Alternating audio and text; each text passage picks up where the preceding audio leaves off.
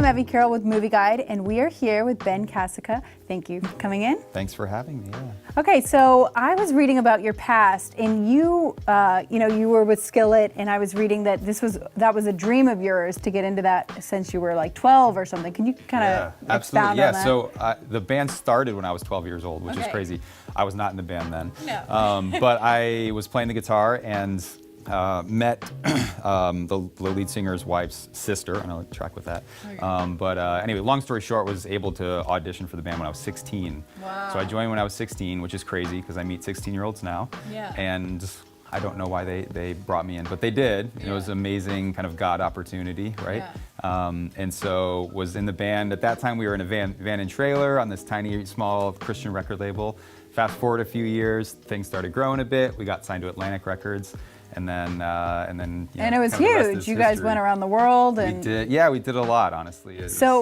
Growing up, I mean, really, you were in that. That's a very pivotal time of growing up. How was that process of actually you were, working and growing up and kind of gaining kind of fame and stuff like that? Sure. Talk about that. Yeah, it never was about. People asked a lot, like, how do you deal with ego, or how do you deal with pride? And I think when you realize that when you're given a platform, it's such a gift that you're so humbled by, and for me it was like, I was just some kid from the Midwest, and joined this, at that time, small Christian band. Had no idea that it would do what it did, and so I think it was just you realize that it's a gift and you're just grateful to be a part of it, and it's an honor. We still meet people today that they're like, oh, my life was completely changed by your music, and it's so like, you feel like, really? Like, I just play the guitar, but I think when you give yourself to something and you kind of offer it to God, He has this amazing way of like turning it into something so much bigger than what you'd ever asked for, So, but growing up on tour is interesting for sure. I mean, I was 16, right? So I was figuring out life and how to be mature and how to get a bank account and all the stuff that you kind of learn in life at a young age. And I did that on in a band, which was different for sure. And what was your family's kind of thought when they found out, you were going to be actually going around the country and the world? They're both musicians as well, and in ministry, I guess, a bit. And so they saw the ministry side of what the band did, and I think that was their, it'll be okay, because they're going out to preach the gospel and share the message. So yeah. And how tough was it after 10 years, kind of you left, and was that just a tough period, or what was your emotional state afterwards? Yeah, sure. It's funny, like a few years into the band, so I was doing it for 10 years, I had this dream that at one point I wasn't in the band, and it was this dream that I was like, well, that was weird, So, but all along I knew it was a stepping stone, and it was something that was teaching me about media and content and what's possible with it, the platform that you're given, but also how it can truly impact and change somebody's life. And so we heard a lot of stories of people that, I was struggling with depression, I was literally going to commit suicide. Your song popped on the radio, I'd never heard of you guys, but for the first time in my life, I had hope. Yeah.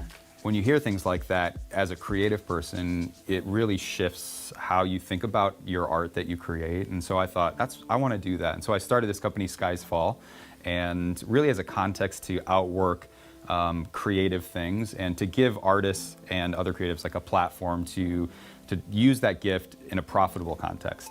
At that time, we started with music, and we had a record label and all that stuff. And then we slowly shifted over onto more of the video, and then, ultimately now entertainment side of things. And so that was in 2008. In 2011, I was like, okay, I think I'm tired of touring. I want a normal life. Like, I want some normalcy, What I say always is, I'd go to a grocery store and I'd be like, I just want to go to the grocery store. Like, I just want something normal, which is such a funny thing. But again, I had grown up on tour my whole life, So it was just time, after doing something for 10 years, I was ready. And at that time, my company, Skies Fall, was kind of on the up and up, and I was like, okay, I'm gonna do this, and I started realizing a shift in passions, and so we still work with the band quite a bit. I had a call yesterday with John, the singer, and looking to do some creative things there. So. Oh, great! Yeah. And I also think Skillet kind of has a sound that maybe other CCM doesn't have, and so people who aren't Christians could kind of listen to it for the first time, or like skip across it, like you were saying, and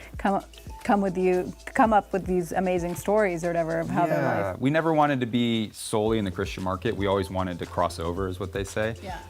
And so we didn't want to make music that only Christians listen to. And I think when we do radio interviews with secular radio stations, the very first question, so you guys are a Christian band, you know, talk about that. And I think a lot of Christian bands at that time, they would shy away from that. They would like, oh no, well we're, you know, and we were like, yes, we're absolutely Christians and we love God, and but we make music for everybody. Right. And so that clarity, you know, it kind of diffused any like, are they ashamed of the gospel or of being a Christian? You know, we're like, no, like no way, like that's who we are. But we make music, we make awesome music for everybody. And we wanted to be relevant and push the trend of rock music, you know, even in the mainstream market, and that's kind of what we did. Well, that was probably a great thing for you to see as a younger to see older band members that were so strong in their faith and kind of willing to talk about it.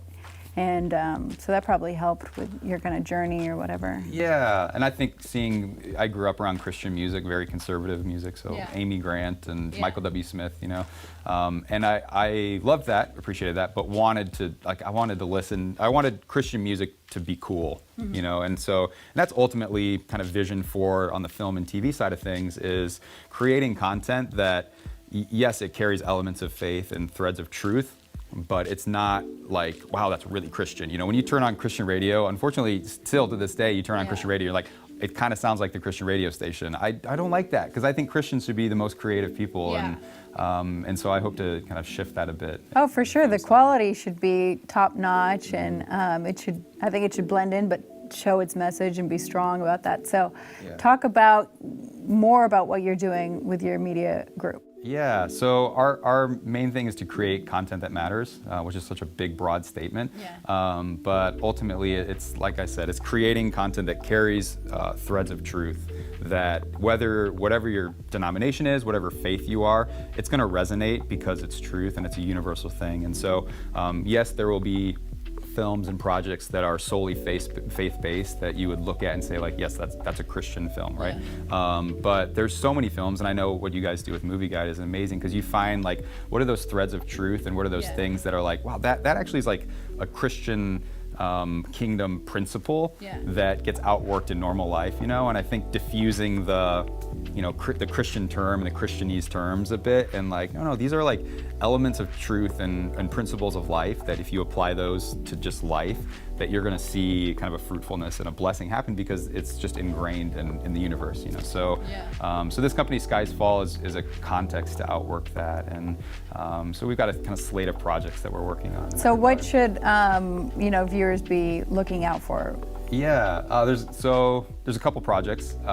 There's one called Wonder Children, that's a feature documentary, and it's about children with special needs, actually. And so the idea there, I think one of our employees had a daughter with special needs, and so he'd bring her into our offices, and for the first time I was introduced in a like face-to-face way with someone with special needs, and was just so impacted by that. And so this is a film, one, to honor that experience in her life, but also to give a voice to the voiceless. That's like the tagline, you know. And so that's something that we're working on. Another project called Theory of Change, that's redefining third world. And so I think third world countries are often like overlooked and kind of pushed aside, when really there's a lot of kind of an entrepreneurial spirit that comes out of that. And so looking at that, and then there's a few kind of documentary series type things that we're working on as well. So yeah.